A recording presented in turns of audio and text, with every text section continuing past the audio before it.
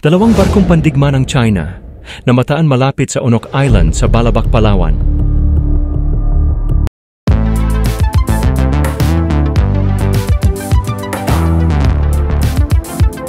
Huwag kalimutang i-like at i-share ang video na ito at mag-subscribe ka na din sa aking channel para updated ka sa mga bagong videos.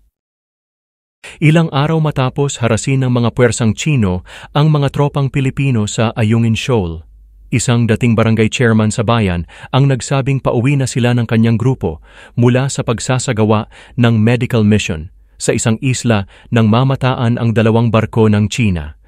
Sinabi ng dating barangay chairman na una nilang inakala na ang mga barko ay mga sasakyang pandagat ng Pilipinas hanggang sa makita nila ang mga watawat ng China. Sinabi ng isang doktor na bahagi ng medical mission na ang isa sa mga dayuhang barko ay lumapit ng halos 1 kilometro sa kanila. Sa tansya ng doktor, nasa tubig na ng munisipyo ng Balabac ang mga sasakyang pandagat ng China. Salamat sa panunood mga kamix. Ako ay mag-iiwan sa inyo ng katagang alamin natin ngayon, wag nang ipagpabukas. Kung ayaw mong batukan kita, biro lamang. Ingat mga kamix, sa susunod na video na ulit.